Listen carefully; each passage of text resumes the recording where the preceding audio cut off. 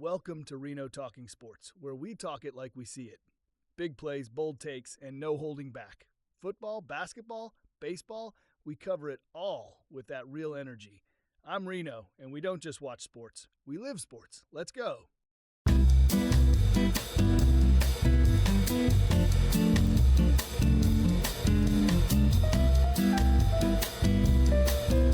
Thanks for stopping by the channel. I'm pissed as a football fan.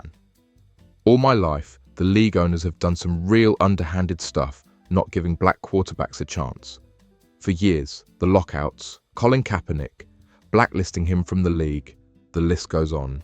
But what they colluded to do to this 23-year-old young man is disgraceful. Those old racist owners need to go, and new blood needs to come in. We need more black owners. The league is made up of 70% black men and no majority black owners. That's a disgrace in itself. Everyone with a half a brain knows this was no accident. Mel Kiper put it the best. Go listen to his rant and he's right. This young man has worked his butt off all his life to play in the league, and you get these fat, greedy, racist owners pull some nonsense like this. It's just not right. And to top it off, you have these cowardly coaches who went right along with it without speaking up loud and clear that this nonsense is not acceptable. I will still watch football, but I will be looking at it in a whole different way. Enough is enough.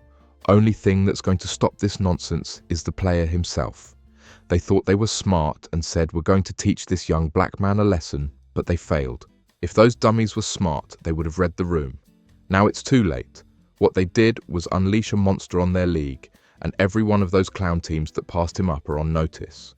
What those clowns didn't understand is his pedigree. His father is probably one of the best athletes and competitors in sports history, and you just pissed him off. And his son, a daddy's boy, will listen to him.